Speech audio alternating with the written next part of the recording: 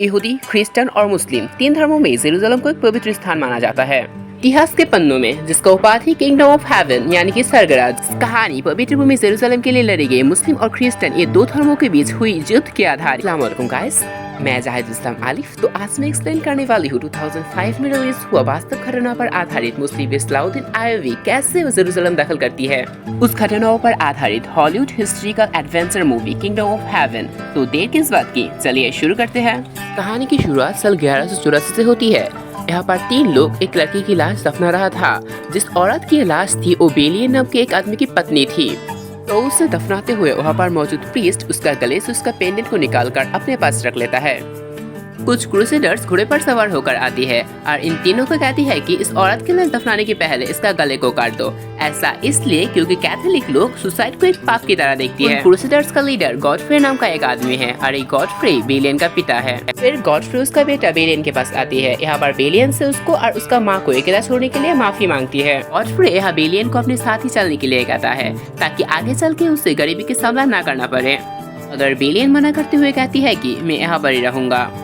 Godfrey का बहुत समझाने के बाद भी बेलियन जब नहीं मानता है, गॉडफ्रे तब वहाँ से जाने लगती है और जाते हुए वो बेलियन से कहती है अगर कभी भी तुम्हारी मन बदले तो जब चाहे तुम मेरे पास चले आना। इसका नेक्स्ट सीन में उस प्रीस्ट को बेलियन के साथ देखते हैं। वो यहाँ पर बेलियन को कहता है तुम गॉडफ्रे के पास चले जाओ। यहाँ पर बात करते हुए बेलियन ने उस प्रीस्ट का गले में अपना बीवी का पेंडेंट दिखता है। ये देख के तो बेलियन को बहुत गुस्सा आता है और बेलियन उस प्रीस्ट को यहाँ पर ही आग में जलाकर मार देती है। अब जिस गांव में बेलियन रह रहा था उस गांव में एक प्रीस्ट को मारने की सजा सीधा मौत थी। तो बेलियन ने इसलिए घोड़े पर सवार होकर उस गांव से उसका पिता गॉडफ्रे के पास पहुंच जाती है। यहाँ पर बेलियन गॉडफ्रे को बात बताता है और उसने गॉडफ्रे के साथ ही चल लेता है। उसके बाद गॉडफ्रे और गॉडफ्रे के कई सारे साथी मिलकर बेलियन को तलवारबाजी सिखाती है। मगर इसी बीच यहाँ पर गॉडफ्रे का नेफ्यू आकर पहुँचता है। वो यहाँ पर गॉडफ्रे को कहती है कि बेलियन ने उसका गांव में एक प्रीस्ट का हत्या की है, इसलिए मैं बेलियन को गिरफ्तार करने आई हूँ। पर गॉडफ्रे उसे कहती है तुम कुछ भी कर लो, मैं यहाँ से बेलियन को नहीं जाने दूंगा। और इसके बाद उस दोनों आपस में लड़ने लगती है।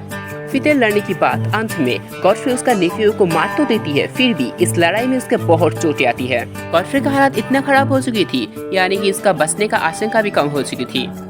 उसका इलाज चल रहा होता है। इसी हालत में ये लोग जेरूसलम की तरफ निकल पड़ता है।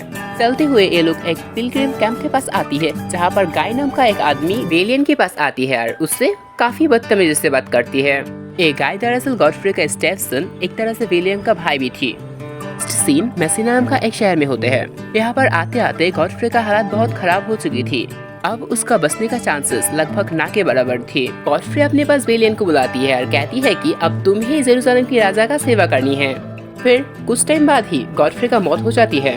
तो अपने पिता की बात मानते हुए उसी रात कोई बेलियन एक शिप के जरिए जेरूसलम के लिए निकल पड़ता है। उस रात समुद्र में बहुत हलचल होने की वजह से उसका शिप डूब जाती है। पर जब उसका होश आता है तो देखते हैं कि वो एक बीच पर है।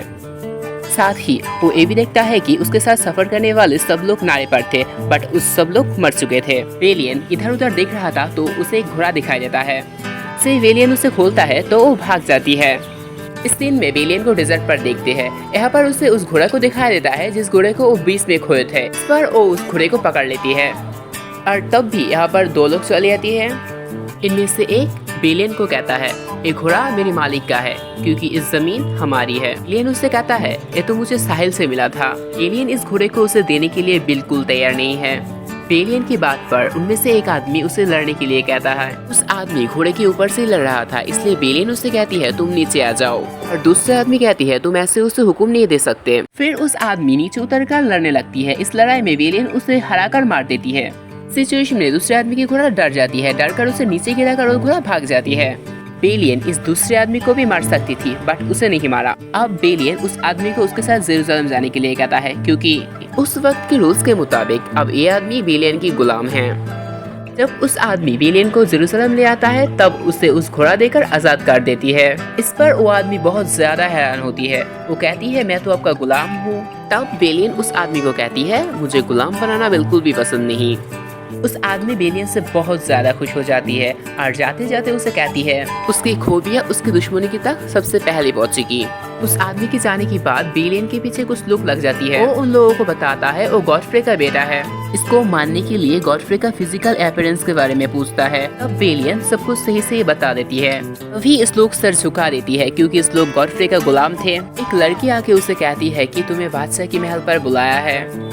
गॉडफ्रे के घर बेलियन से मिलने के लिए हॉस्पिटलर यानी कि गॉडफ्रे का फ्रेंड आती है। बेलियन बादशाह के महल जाने के लिए तैयार हो रहा था। हॉस्पिटलर से बात करते हुए बेलियन उसे कहती है मुझे रिलीजियन में कोई बिलीव नहीं। हॉस्पिटलर उसे समझाते हुए कहती है हमें रिलीजियन से कोई मतलब नहीं है, बस कुछ लोग अपनी मर्जी चलाती है और उसे गॉड की मर्जी कह देती है।